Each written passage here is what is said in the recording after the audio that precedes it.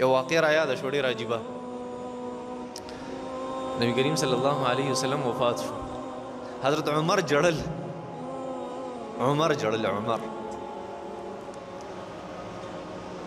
ځینې انسان چې ډېر سخي که نه ډېر زیات سخت مزاجي خلک وایي چې دله به هم لا جړه ورځي په خپله زندګۍ خو چې داسې انسان اول جاړي نه او چې بیا جاړي که نه مخلوقات جړی د خپل ځان سره. ابوبکر صدیق صاحب منع کوي ته خو دونه غټ سړی ته جاړې سکې. نبی علیه صلات وسلام جسم مبارک داسې پروت و. حضرت عمر راغی هغې ته ودرېد. حضرت ابوبکر صدیق ورته مه جاړه هلته حالات خراب شو. ابوبکر صدیق رضی الله تعالی ودرېدو خلکو ته وما محمد الا رسول قد خلت من قبله الرسل افإن مات او قتل انقلبتم على اعقابكم ومن ينقلب على عقبيه فلن يضر الله شيئا وسيجزي الله الشاكرين. نبی علیہ السلام وفات شو. اے خلکو ابوبکر صدیق سے امام بخاری رحمۃ اللہ علیہ روایت نقل کړی دی. ابوبکر صدیق رضی الله تعالی عنہ نبی علیہ السلام وفات شو که تاسو نبی علیہ السلام عبادت کوئ چرته نبی علیہ السلام بالکل عبادت مکه واپس مرتد شي او که تاسو د الله جل شانو عبادت کوئ په الله مرګ نه راځي. حضرت عمر جړل ابوبکر صدیق رضی الله تعالی عنہ امنه کو ما جاړه زه به ولې نه جاړم داسې مخامخ شو نبی علیہ السلام جسم مبارک ته پروت و نبی علیہ السلام جسم. حضرت عمر رضی الله تعالی عنہ وی یا رسول الله بأبي انت وامي یا رسول الله زما مور او پلار دې پتا باندې قربان شي نبی علیہ الصلوۃ والسلام زه بستا په جدای ولې نه جاړم. لقد كنت تخطب الناس على جذع النخله ستا په مسجد نبوي کې یو د کجوري یو تنه و تنه هغې ته به تا ډډه والې او د جمعې خطبه به دې وي یا رسول الله. بیا فلما کثر الناس اتخذوا لك منبرا کله چې خلک سیوا شو یا رسول الله نو بیا صحابه کرام ستا دپاره یو منبر جوړ کو ته چې کله د خپلې حجرې مبارکې نه راووتې یا رسول الله. افلما تجاوزته کله چې اغستنه تا کراس کړه او د هغې نه راوړې دي حن ذلک الجزع بفراقک یا رسول الله اغستنې په تا پسې جړلي او صحابه کرامو د هغې جړه اورېدلې او ستا په جدایۍ باندې خو اغستنې هغه ونې جړلي یا رسول الله هغه تنې جړلي یا رسول الله زه به ستا په جدایۍ ولې نه جاړم. حضرت عمر وی فحن ذلك الجزع بفراقك یا رسول الله هغې تنې په تا پسې جړلي په مسجد نبوي کې او صحابه کرامو جړه اورېدلې وه. فامتک اولا بالحنین الیک یا رسول الله ستا امت خو زیات حقدار دی چې په تا پسې وجاړي او ستا په جدایۍ باندې وجاړي. بأبي انت وامي یا رسول الله زما مور او پلار دې په تا باندې قرباني یا نبی کریم صلی الله علیه وسلم ای زما خوږ پیغمبره ستا د فضیلت لپاره خدا کافي ده چې ته یو پیغمبر وي. نورم پیغمبرانو نورم انسانان دي اول هغې خطا وکړي وروسته د هغې دپاره الله جل شانه د معافی اعلان. حضرت آدم علیه السلام هغه بوټی وسکو د هغې نه پس وی ربنا ظلمنا انفسنا وان لم تغفر لنا وترحمنا لنکونن من الخاسرین. معافي وروسته وه خطا مخکې وه او دا سره ټولو انسانانو سره کېږي. خطا اول کوي معافي وروسته کېږي. یا رسول الله وایي زما مور او پلار دې په تا باندې قربان شي الله ستا معافي مخکې ذکر کړې ستا خطا یې وروسته ذکر کړې. عفا الله عنک لما اذنت لهم. اے نبی علیہ الصلوۃ والسلام الله جل شانو دې تا ته معافي وکړي تا ولې دې ته داسې وي. الله جل شانو ستا خطا وروسته ذکر کوي او ستا معافي مخکې ذکر کوي. ستا د فضیلت لپاره دا خبره کافي ده یا رسول الله. یا رسول الله ستا د فضیلت لپاره دا خبره ډیره کافي ده چې الله جل شانو لقد بعثك الله آخر الانبیاء الله جل شانو ته اخري پیغمبر را لېږلی وذکرک اولا او په قرآن مجید کې لومبی تذکره ستا کړې. وإذ اخذنا من النبیین میثاقهم الله جل شانو فرمایي کله چې مونږه وعده واغسته انبیاء کرامو نه دي هغه مضبوطه وعده ومنک استانه مو واغسته ومن نوح وابراهيم وموسى وعيسى بن مريم واخذنا منهم ميثاقا غليظا. ته د ټول نه اخري پیغمبر راولېږلی او تذکره ستا د ټول نه مخکې کوي. یا رسول الله ستا د فضیلت لپاره دا خبره کافي ده. یا رسول الله زه به ستا کمه خبره کوم زه به په تا پسې ولې نه جاړم ستا په جدایۍ به ولې نه جاړم. الله جل شانو حضرت نوح علیه السلام راولېږو دعوت یې وچلو. حضرت نوح علیه السلام له غصه ورله. حضرت نوح علیه السلام وفرمایل یا الله رب لا تذر على الارض من الكافرين ديارا انك ان تذرهم يضل عبادك. یا الله دا خبيثه خلق دي ته تباہ و برباد کې کدي پات شو دا ټول دنیا به خراب کی. کله چې غصه ورله حضرت نوح علیه السلام له یا رسول الله خیری کړوي او یا رسول الله حضرت عمر وای زما مور او پلار دې پتا باندې قربان شي. تا سره خلکو په احد کې څه وکړه ستا غاښونه زخمی کړه، ستا مخ مبارک زخمی کو، ستا سر مبارک هغه مات کو دې خلکو، او ته بېهوش شوې، دې خلکو بېهوش کړ، او ته چې کله په هوش کې رالې فما زدت الا ان قلت اللهم اهد قومي فانهم لا يعلمون. تا صرف دا وایي چې الله زما دا قوم د هدایت ورته وکړي، وی به خیر دې نه پوهېږي. حضرت نوح علیه السلام خیرې کړی خپل امت ته چې غصه ورله، یا رسول الله تا صرف دا وایي چې اللهم اغفر لقومي فانهم لا يعلمون، اللهم اهد قومي فانهم لا يعلمون. تا سره خلکو په طائف کې څه وکړه؟ تا وی اللهم اهد قومي فانهم لا يعلمون. یا رسول الله زما مور او پلار دې په تا باندې قربان شي. الله که حضرت موسی علیه السلام ته معجزې ورکړې وي، ان ضرب بعصاك الحجر، الله جل شانه موسی علیه السلام ته فرمایل چې ته د خپل امسا راواله، دا ګټه پیوه فانفجرت منه 12 عینا، 12 چینی به دین روان شي. یا رسول الله دا څه دونه غټه خبره نه ده چې موسی علیه السلام په گزار باندې د یو ګټه نه 12 چینی روان شوي. فما ذلك بعجب من الماء الذي نبع من بين اصابعك، دا لویه خبره نه وه، لویه خبره دا وه کله چې ستا د ګوتو مبارکونه الله جل شانه چینی روانې کړې وي. موسی علیه السلام خو امسا والي و د ګټې نه چینی روانې شوې وي، ستا د ګوتو مبارکونه الله جل شانه چینی روانې. یا رسول الله زما مور او پلار دې پتا باندې قرباني. حضرت عمر وایي زه پتا پسې ولې نه جاړم، ستا په جدایۍ باندې به زه ولې نه جاړم. حضرت سلیمان علیه السلام له الله تخت ورکړو، هغه له بادشاهت ورکړو په هوا باندې.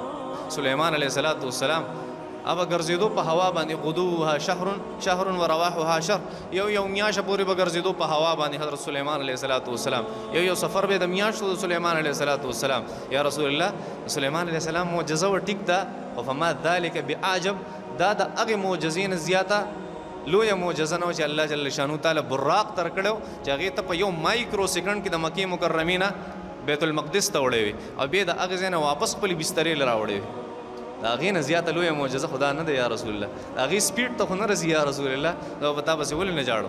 یا رسول الله حضرت عیسی علیه السلام له الله جل شانو معجزه ورکړې وه چې مړي به یې را ژوندي کول. یا رسول الله دا ډېره لویه معجزه نه ده، لویه معجزه خو ستا وه چې یهودنې ښځې هغې ته له خوراک راوړو، خوراک دعوت یې دله کړی و، او په هغې کې د چیلي دا ولې اچولی و، هغې نه باربیکیو کړی و ستا مخې ته پروت، او په هغې کې زهر میلاو کړي و تا ته یا رسول الله. او صحابي هغه خولې ته واچوله، او تا چې یا رسول الله ګوتې وروړې، تا ته د هغې چیلي د هغې ولي نه آواز راغلی و چې یا رسول الله لا تأکلني فإنني مسمومه، یا رسول الله ما مخوره، ما کې زهر میلاو کړي دي. دا غټه معجزه و یا رسول الله. یا رسول الله زه په تا پسې ولې نه جاړم. حضرت نوح علیه السلام 950 کاله دعوت وچلو، وما آمن معه الا قلیل، لږ کسان د هغې سره ایمان راوړو. یا رسول الله تا خو 30 کاله محنت کړو، الله جل شانه داسې بهترین صحابه کرام جوړ کړه چې هغه نن ودرېږه ووایي چې وما محمد الا رسول قد خلت من قبله الرسل افإن مات او قتل انقلبتم على اعقابکم. یا رسول الله په لږو ورځو کې تا دونه محنت وکړو، الله جل شانه د ابوبکر صدیق غونته کې، د حضرت عثمان غونته کې، د حضرت علي غونته کې، د عشره مبشره غونته کې خلک تیار کړل. یا رسول الله زه به ولې نه جاړم ستا په جدایۍ باندې. هذا ابو بکر صدیق سے منع کو مجاڑا ایسا بولے نہ چاڑا نبی کریم صلی اللہ علیہ وسلم. يا أيها الرسول لا يحزنك الذين يسارعون في الكفر من الذين قالوا آمنا بأفواههم ولم تؤمن قلوبهم ومن الذين هادوا سماعون للكذب سماعون لقوم آخرين لم يأتوك يحرفون الكلمة من بعد مواضعه يقولون إن أوتيتم هذا فخذوه وإن لم تؤتوه فاحذروا ومن يرد الله فتنته فلن تملك له من الله شيئا أولئك الذين لم يرد الله أن يطهر قلوبهم لهم في الدنيا خزي ولهم في الآخرة عذاب عظيم. صدق الله العظيم. اللہ جل شانو فرمائی یا ایوہ الرسول، اے زما پیغمبرہ، یا ایوہ الرسول، اے زما لیگلی شویہ،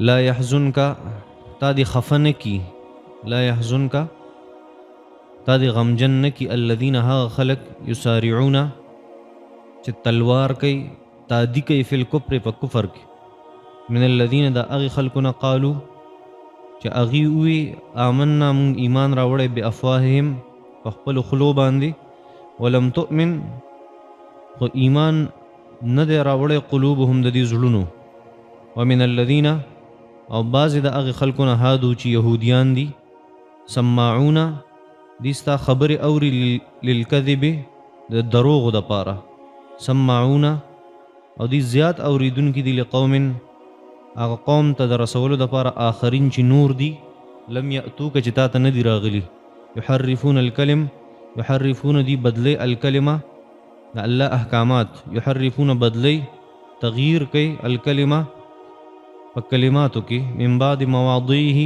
رسته د هغې د ځایونو نه من بعد رسته مواضعه د هغې د مقرر کېدو نه یقولون دی وی ان اوتیتم کچر درکړی شي تاسو ته هذا دغه شانتې فخذوه نو ونیسئ وان لم تؤتوه او کچرته در نکړی شي تاسو ته دغه شان فاحذروا بیا ځان وساتئ ومن یرید الله ومن او هغه څوک یرید الله چې الله اراده وکړي فتنته د هغه د ګمراهۍ فلن تملکه نه ته طاقت نه لري له د هغه دپاره من الله د الله د طرف نه من الله د الله نه شیئا څه شیئا ذره برابر اولئک الذین دا هغه کسان دي لم یرید الله چې الله نه غواړي ان یطهر قلوبهم ان یطهر چې پاک کی قلوبهم د دې زړونه لهم د دې دپاره په دنیا کې خزي و رسوایی ده ولهم فی الاخرة عذاب عظیم ولهم د دې دپاره په الاخرة په آخرت کې عذاب دی عظیم لوی. الله جل شانو فرمای اے پیغمبر صلی الله علیه وسلم دا منافقان او دا یهودیان د دې دا کفر داری تا غمجن نکی دي ستا خبرې اوري صرف د دې دپاره چې دروغ ورسره ملاو کی او ستا خبرې د دې دپاره اوري چې داسې یو قوم ته ورسئ چې هغه قوم تا ته راغلی نه دی دي د الله جل شانو احکامات بدلی وروسته د دې نه چې د الله جل شانو احکامات ښه مضبوط شي. الله جل شانو فرمایي دا دون رزیلان دي چې دی وایي چې تورات په شان حکم کړه ته دې نبي علیه السلام کو ویې منې او کله ته نه کوي هغه شان نبی مه منې او ځان ته وساتئ. الله فرمایي زه چې د چا د ګمراهۍ اراده وکم اے پیغمبره ته هغه د ګمراهۍ نه نشي ساتلی. بیا الله جل شانو فرمایي د الله اراده دا ده چې داسې ګمراه خلکو د بدبخت خلکو د هغې زړونه الله پاک نه کي دغه د الله اراده ده د دې دپاره په دنیا کې م رسوایي ده او په آخرت کې دې دپاره لوی عذاب دی. لومبۍ خبره الله جل شانو فرمایي یا ایها الرسول ای زما لیږلي شویه ای زما پیغمبره لا یحزنکه تا دی غمجن نکی الذین آغا خلق یسارعون فی الکفر چې هغې تادي کوي په کفر کې من الذین یو ډله هغه ده من الذین د هغې کسانو نه قالو چې هغې وایي آمنا موږ ایمان راوړی بافواههم په خپلو خولو باندې ولم تؤمن قلوبهم خو د هغې زړونه ایمان نه راوړي. او دویمه ډله ومن الذین د هغې کسانو نه هادو چې یهودیان دي.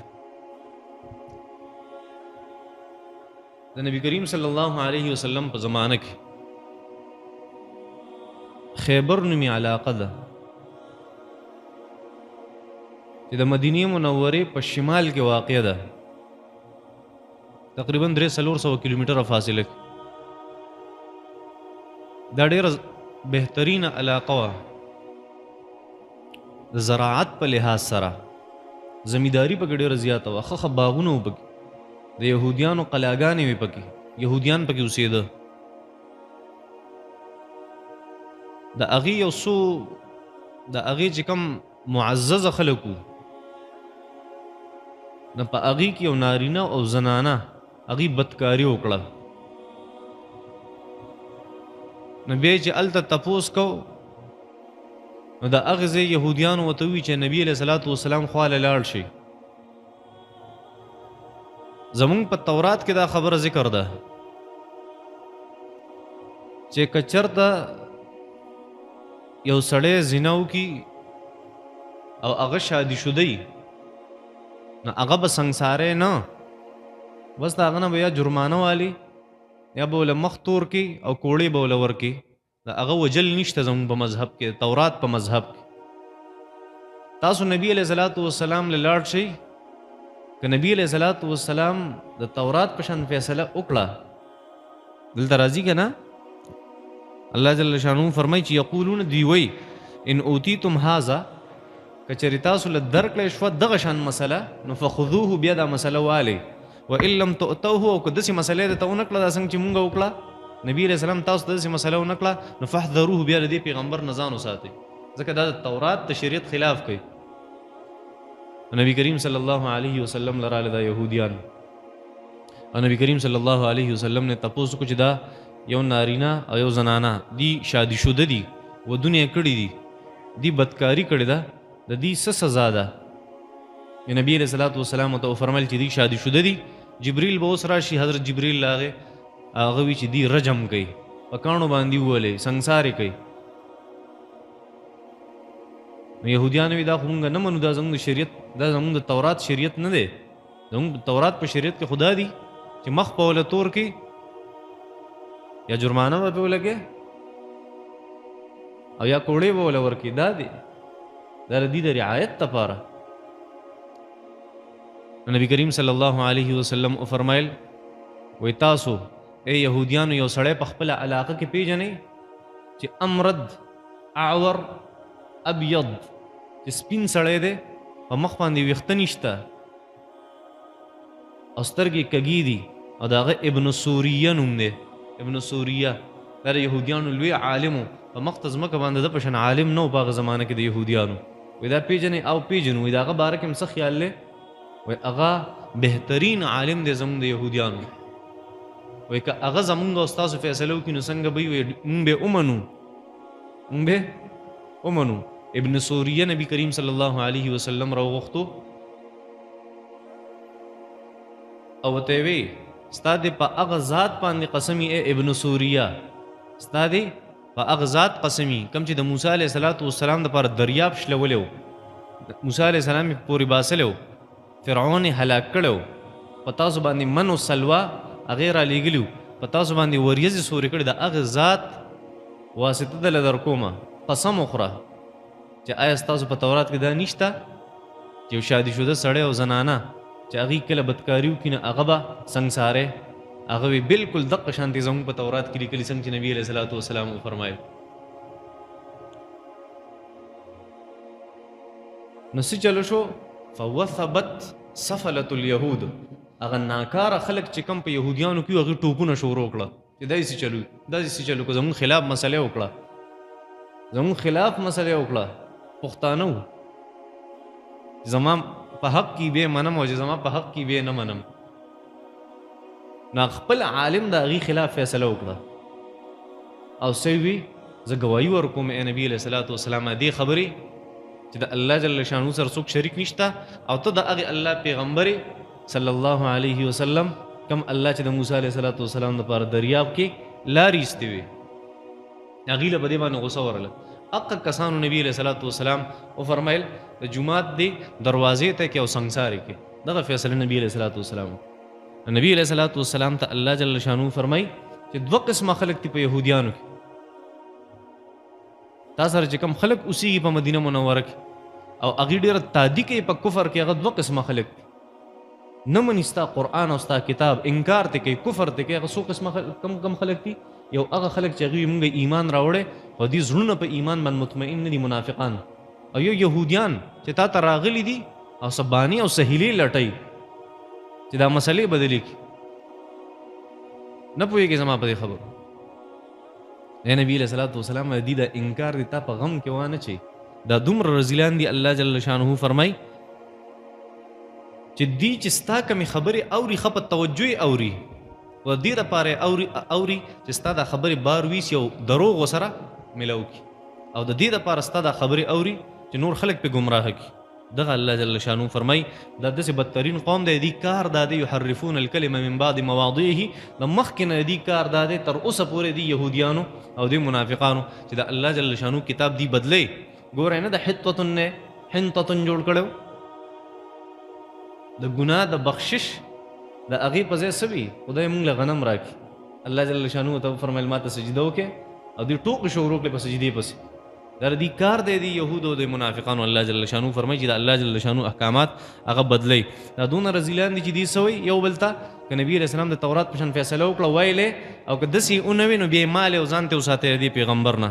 الله جل شانو فرمایي ما د دې د ګمراهۍ اراده کړې. ګمراهي دا مطلب دی چې سمه لار هغه انسان پرېږدي او په غلطه روان شي، دې ته ګمراهي وي. الله جل شانو فرمایي زه چې د کم انسان د ګمراهۍ اراده وکړمه د چا پلار هغه ځای له نشي راوستی. ای نبي علیه الصلاۃ والسلام زه چې د چا دپاره دا اراده زما خوښه دا چې دی د ګمراه شي، ای پیغمبر ستا سره هم دا طاقت نشته چې په سمه لاره یې راولي. ستا کار صرف دا دی خبرې کوه، بیان کوه، تقریر کوه. زه چې څوک ګمراه کوم بس هغه ګمراه دي. زه څوک سمې لارې ته راولم بس هغه زه په سمه لاره کړم ښه. بیا الله جل شانو فرمای دا هغه خلک دي دا يهوديان او منافقان چې الله نه غواړي چې دې زړونه ز پاک کم ایمان ته برابر کم ښه د دې لپاره په دنیا کې رسوایی ده آخرت هم تباه ده. په دنیا کې دي يهوديان او منافقان رسوایی ده چې الله جل شانو د دې هغه رازونه را بار کړو نبی عليه السلام او مسلمانانو ته خود او تر نن ورځې پورې په اغي باندې دا لعنت وریږي تر مونږ هم په لعنت وایو.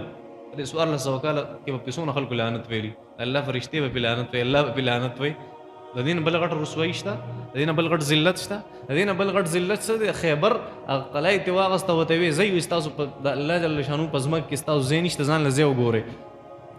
الله جل شانو فرمایي دا دنیا د آخرت په ولز تباہ برباد کوم څه عذاب بوله ورکم. یا ایها الرسول ای زما پیغمبره لا يحزنك الذين يسارعون في الكفر تا دې غمجن نکی د دې خلکو هغه تیزی په کفر کې من الذين د آی کسانونه قالو چې دی وی آمنا ایمان راوړې به افواهم په خپل خلو باندې ولم تؤمن قلوبهم او دې زړونه هغه ایمان ولا نه دي. ومن الذين هادو او د هغه خلکو نه چې هغه يهوديان دي سمعون للكذب سمعون استا خبره علي استا خبره خاوري خل للكذب د دې د پاره چې دروغ وسره ملو کی او سمعون ډیر زیات اوریدونکو دي خبر لره ولقوم اخرین دی یو قوم د پاره هغه قوم لم یاتوک چې هغه ته لعنه دی راغله د دې د پاره يحرفون الكلمه من بعد مواضعه چې د الله جل شانو احکامات بدل کی. یقولون دی وی ان اوتیتم هذا که پیغمبر تاسو د څه فیصله وکړه فخذوه نوایله وان لم تؤتوه او که داسې فیصله ونکړه نو فاحذروا بیا د پیغمبر نزانو ساته. الله فرمایي ومن يرد الله او د چا د پاره چې الله ارادو کی فتنته داغه د گمراهی داغه د بیلاری کېدو فلن تملکا نو چرتم ته مالک نشي جوړې دی چرتم ستا طاقت نشي کېدی پیغمبره له داغه د پاره من الله د الله نشي ان ذره برابر مطلب چې الله گمراه کیتی ذره برابر په هدایت په لار نشي راوست دا مطلب. اولئک الذین دا کسان دي لم يرد الله چې الله نه غواړي اي طاهر قلوبهم چې دي زلون الله پاک کی لهم فی الدنيا خزي دې د پاره په دنیا کې رسوایی ده ولهم د دې لپاره په آخرت په آخرت کې عذاب عظیم لوی عذاب ده.